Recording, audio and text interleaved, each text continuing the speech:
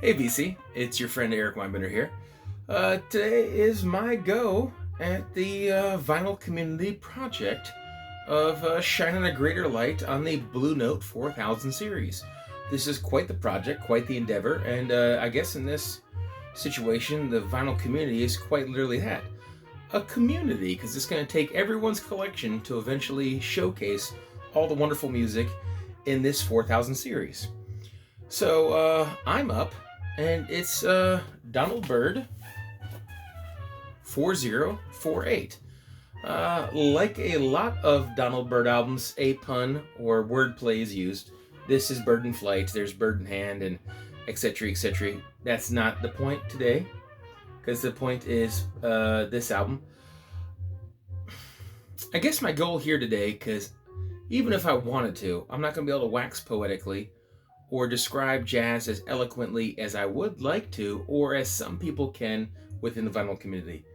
I guess my goal is to shine shine a brighter light on this project if somehow it's fallen on deaf ears or turned to blind eyes. I just want to make sure that as many people are aware of this fantastic adventure we're all partaking in as possible. And also to, if anyone knows me within the vinyl community, I'm not a jazz aficionado, certainly not a jazz elitist, but I do enjoy the genre, and Donald Byrd is one of my favorites. And I kind of discovered him backwards through what a lot of purists aren't going to enjoy, his kind of like Blackbirds and funk period. I'm a huge fan of Electric Bird and some other things that people might scoff at that's not quite the pure hard bop that they might enjoy, and that's what this album is, a 1960 hard bop. Although I dare say this lead-off track, which is Ghana, which Donald Byrd is the credited composer and writer for, I say this has more of a Latin jazz. That segues into, these are out of order because it's listed by players here, but I want to say that goes straight into Little Boy Blue, which I believe is mistitled. I think it's supposed to be Little Girl Blue, but that's the ballad. And then the rest is kind of more the hard bop, you'd assume. So this is 1960. I know it was recorded over 2 sessions in January and then later one, and I want to say July, late July, might have been June. But since it was split, you have 2 different playing groups here. In addition to Donald Byrd throughout, you have Hank Mobley, never to be forgotten, on tenor sax. He's later replaced by Jackie McLean, who's on alto sax. Duke Pearson on piano throughout, who has multiple writing credits on this album.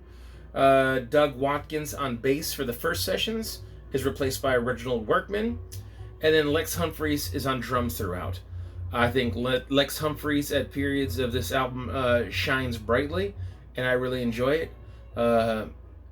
Hank Mobley is never to be denied. And Duke Pearson is essential to this because a lot of these songs on this album are his. This album flows seamlessly, even though you have 2 different play-in groups. The way it's staggered, if you look at the sessions, it's like one group has like tracks 1, 3, 5, 7, or however it goes. But I know you go from Ghana into Little Boy Blue into Gate City as side A, and then I want to say, I can't recall if it's Lex and a Bow or Bow and a Lex on side B, but I know it ends with My Girl Cheryl. That aside, without going too deep in this album and speaking out of my ass, to be quite frankly, the reason I chose this album to kick in, because I had opportunities earlier, is because I'm a big fan of Donald Byrd. I think the thing that makes Donald Byrd so special, a lot of people, and this maybe just might be my view, overlook Donald Byrd. Or underappreciate Donald Byrd, or maybe just kind of chalk him off to a sideman. Well, he was extremely prolific, both as a lead man and particularly as a sideman. If everybody wants to play with you, you're doing something right. And I think what makes Donald Byrd so special, since he was so prolific as a sideman, I say in his music as a whole, not necessarily this album, I love that he has the ability where, to me, I hear some jazz, especially when you get in the 80s, when people probably grew up on jazz and it was their goal to be a lead jazz musician, that some guys don't know when to fall back. And one thing I always liked about Donald Byrd is I always liked to enjoy the balance where he would showcase and then fade out and let someone other take the vibe, and then they'd fade out and he'd blend in seamlessly.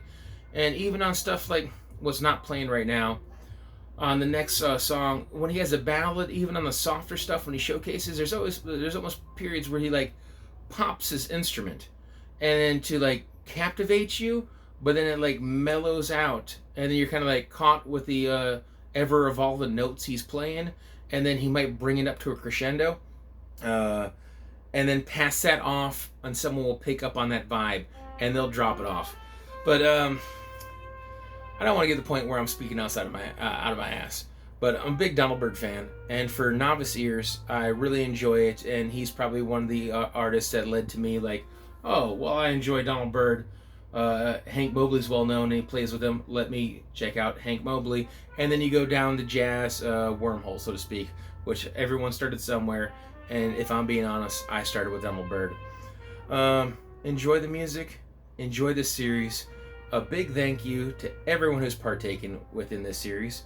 And a big thank you to anyone who decided to stop by and hang out with your boy for a spell. Cheers and a good morning to you, or whenever you find this. Take care. God bless. Be well.